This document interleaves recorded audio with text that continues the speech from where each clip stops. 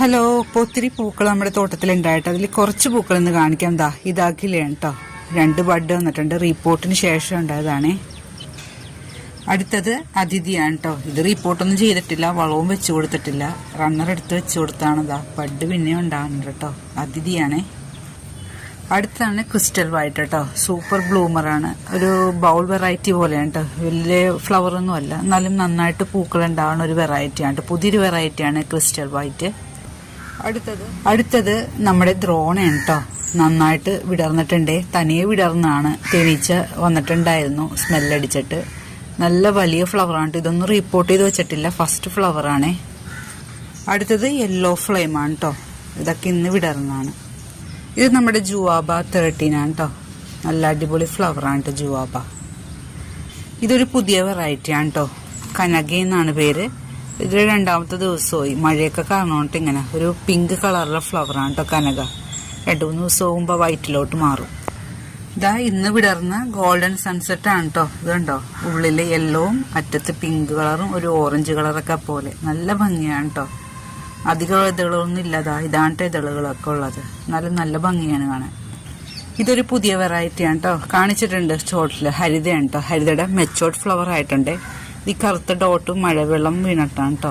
നല്ല ഭംഗിയാണ് കേട്ടോ ഹരിതനെ കാണാൻ. നമ്മളങ്ങനെ മുകളിലെത്തി കേട്ടോ. നമ്മുടെ പീച്ചികൾ കാണണ്ട, നല്ല ഭംഗിയാണ് കേട്ടോ കാണാൻ. ഇത്തിരി വില കൂടിയ വെറൈറ്റിയാണ്, വലിയ ഫ്ലവറുമാണ് പീച്ചികൾ. ഇതാണ് കേട്ടോ നമ്മുടെ ഗേളിനെ കാണാൻ എന്ത് ഭംഗിയാണ്. അടിപൊളി ഫ്ലവറാണ് കേട്ടോ. ഈ കാണുന്ന നമ്മുടെ പിങ്ക് ബൗളാണ് കേട്ടോ. ഒത്തിരി പൂക്കളുണ്ടാവും. കുറേയൊക്കെ റിപ്പോർട്ട് ചെയ്ത് വെച്ചിട്ടുണ്ട് അവിടെയൊക്കെ. റെഡ് ഫീലിംഗ് ആണ്. ഇത് നമ്മുടെ പാസ്റ്റൽ ബ്ലഡ് ആണ് കേട്ടോ. മഴയത്ത് താഴെ വീണിട്ടുണ്ട്. ഒത്തിരി പൂക്കൾ ഉണ്ടാവുന്നുണ്ട് കേട്ടോ. കാണുന്നൊക്കെ ബഡ് കണ്ടോ. ഇത് നമ്മുടെ തേജസ്വിയാണ് കേട്ടോ. റിപ്പോർട്ടൊന്നും ചെയ്തിട്ടില്ല, റണ്ണർ എടുത്ത് അങ്ങനെ താഴ്ത്തി വെച്ചേക്കണം. വളം ഇടാനുള്ള സമയം കിട്ടിയില്ല. തനിയെ ബഡ് ഉണ്ടാവുന്നുണ്ട്. പൂവണും തനിയെ വിടറി കേട്ടോ. തനിയെ വിടരുന്നതാണ് കാണാൻ ഭംഗി. ഇത് നമ്മുടെ എംബാബയാണേ. അപ്പം നിങ്ങളൊക്കെ നടുമ്പോൾ നല്ല വലിയ ഫ്ലവർ ആയിരിക്കും കേട്ടോ. ഞാൻ അതേ മണ്ണിൽ തന്നെ പോട്ട് ചെയ്യണോണ്ടാണ് ഇങ്ങനെ ഫ്ലവർ ഉണ്ടാവുന്നത് കേട്ടോ. ഇതൊക്കെ ലാർജ് വെറൈറ്റിയാണ്.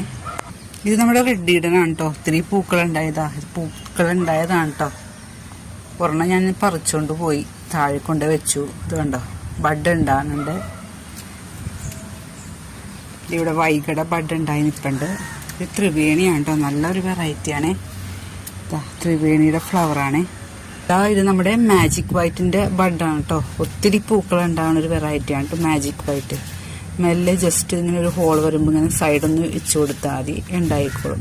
അറ്റത്തൊരു പിങ്കും വൈറ്റുമാണ് കേട്ടോ മാജിക് വൈറ്റിന്റെ ഷെയ്ഡ്. നല്ല ഭംഗിയാണ് കേട്ടോ കാണാൻ. സൂപ്പർ വെറൈറ്റിയാണ് കേട്ടോ. ഇതിന്റെ സഹസ്രദളം ഇത്രയോ കേട്ടോ. 4 സ്റ്റാൻഡിങ് ലീഫ് കാണുന്നുണ്ട്.